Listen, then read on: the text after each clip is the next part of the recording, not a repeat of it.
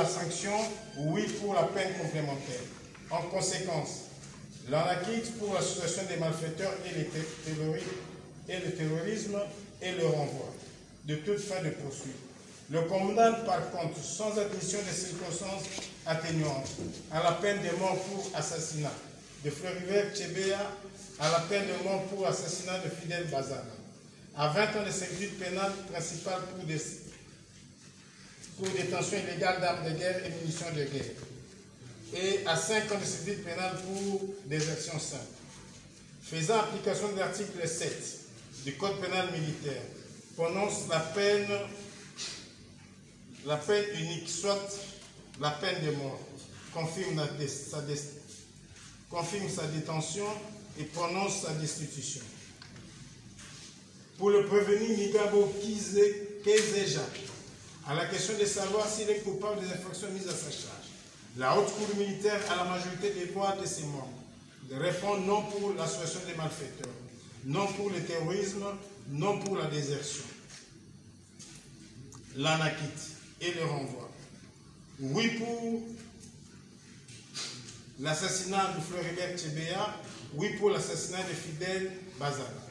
À la question de savoir s'il y a lieu de retenir en sa faveur des circonstances atténuantes de cause, justification, objective ou subjective, de cause absolutoire ou le sursis, la haute cour militaire répond par oui pour les circonstances atténuantes indiquées ci-avant. À la question de savoir s'il y a lieu d'appliquer une sanction pénale et une peine complémentaire, la haute cour militaire répond oui pour la sanction pénale, oui pour la peine complémentaire. En conséquence, l'on acquitte pour l'association des malfaiteurs, terrorisme et désertion simple. Le condamne par contre avec admission des circonstances atténuantes sus-évoquées à 12 ans de servitude pénale principale pour assassinat de Floribert Tchébéa, à 12 ans de servitude pénale pour assassinat de Fidel Bazana, faisant application de l'article 7 du Code pénal militaire, prononce une seule peine, soit 12 ans de servitude pénale principale. Fixe à 10 ans la durée de sûreté incompressible en application de l'article 27 du Code pénal militaire. Confirme sa détention, prononce sa destitution.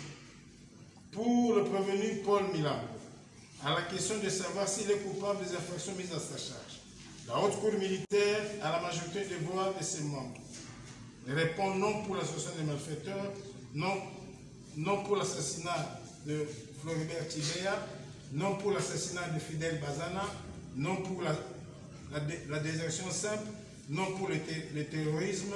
En conséquence, l'on acquitte et le renvoi de toute fin de poursuite. Statuant sur les actions civiles, la haute cour militaire se déclare incompétente pour statuer à l'égard de Paul Milan.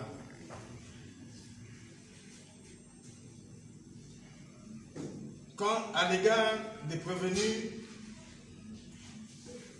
Ngoï Kenga et Jacques Migabo, dit recevables et partiellement fondés les actions civiles et les appels introduites par la veuve Tchébéa, les enfants Floribert Tchébéa, à savoir Bata Tchébéa, Bata Molona Eric, Tchébéa Merdi, Tchébéa Flori, Tchébéa Naomi, Tchébéa Denvi, l'épouse Bazana, Madame Iko Tomo Marie-José, les enfants Fidel Bazana, Bazana Fideli, Bazana Mangbenga, Bazana Ingando, Bazana Ikoko, Bazana Edadi Guilin, Bazana Kana Gertrude, Bazana Amba. Dit recevables et partiellement fondées les actions de partie civile ci-après, mais non fondées leurs appels. Il s'agit des affaires de frères et sœurs Tchébéa, Tchébéa Adalaï, Tchébéa Namou Gabriza, Tchébéa Lorraine, Tchébéa Nabami, Tchébéa Nabitou, Tchébéa Roger. Les frères et sœurs Bazana, Mambenge Tarsis, Mambasa Norbert, Mongando, Bazana Eugénie, Ngonde Marcel,